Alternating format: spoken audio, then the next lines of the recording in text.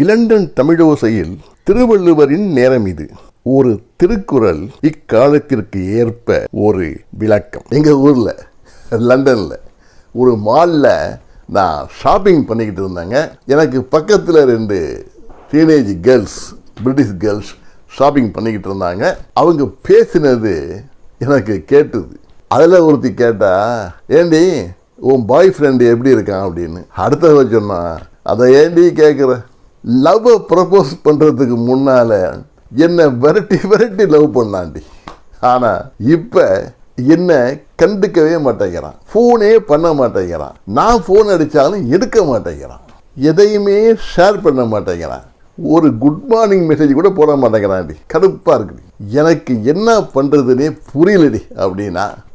அடுத்தவ சொன்னா, நான் நினைக்கிறேன் அவன் உன்னை கழட்டி விட போகிறான், அதுக்கு முன்னால் நீ அவனை கழட்டி விட்டுருன்னு சொன்னான். அதுக்கு அவ சொல்கிறா, அது முடியாதுடி, இந்த குடிகாரன் இருக்கானே ஒரு தவா குடிச்சிட்டானா டாஸ்மாக் கடையை சுற்றி வருவான்.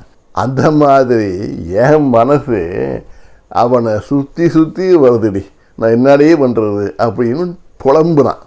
நீங்கள் என்கிட்ட ஒன்று கேட்கலாம், அது சரி, அந்த பொண்ணோட புலம்பு கதையெல்லாம் என்கிட்ட ஏன் சார் சொல்கிறீங்கன்னு நீங்கள் கேட்கலாம். நியாயமான கேள்விதான். ஏன் உங்ககிட்ட சொல்கிறேங்கிறதுக்கு ஒரு காரணம் இருக்குதுங்க. அது என்னன்னு கேட்டீங்கன்னா, இந்த பூ உலகிலே இந்த மாதிரி கன்னி பெண்கள் எந்த நாட்டிலே வாழ்ந்தாலும் சரி, எந்த நூற்றாண்டிலே வாழ்ந்தாலும் சரி, இப்படித்தான் புலம்புவாக அப்படிங்கிறத 2000 ஆண்டுகளுக்கு முன்னாலேயே கண்டுபிடித்து கணித்து வைத்திருக்கிறார் என்ற விவரம் உங்களுக்கு தெரியணும்ல, அதுக்காக சொன்னேன். அவர் யாருன்னு கேட்டீங்கன்னா, அவர் தான் நம்ம திருவள்ளுவர். அவர் சொல்றாரு, இனித்தக்க இன்னா செய்யினும் எவ்வளவுதான் இழிவாக நடத்தினாலும் கழுவி ஊற்றினாலும் பரவாயில்ல, இனித்தக்க இன்னா செய்யினும் கல்வனின் மார்பு. அட திருட்டு பயல, ஓ மார்புல தலை வச்சு படுக்கிற சுகம் இருக்க, அது கழித்தார்க்கு கல்லற்றே.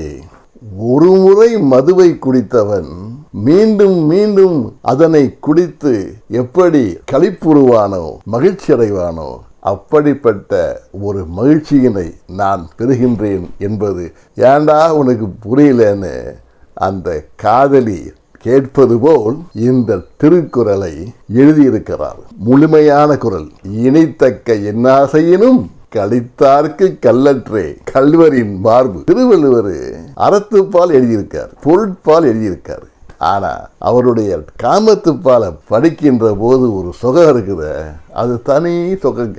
என்னை போன்று ஓய்வு ஊதியம் பெற்றவர்கள் அப்படியே காமத்துப்பாலை படித்து கொண்டு எங்களுடைய இளமை கால மலரும் நினைவுகளை அசை போடுவது ஒரு தனி சுகம் தன்னே. இந்த வீடியோ உங்களுக்கு பிடிச்சிருந்தா லைக் பண்ணுங்க, ஷேர் பண்ணுங்க, கமெண்ட் பண்ணுங்க அண்ட் மறக்காம சப்ஸ்கிரைப் பண்ணிடுங்க. பக்கத்துல உள்ள பெல் ஐகானை கிளிக் பண்ணிடுங்க. சோ நீங்க இப்படி பண்றனால ஒரு அறக்கட்டளையை வாழ வைக்க முடியும். நன்றி.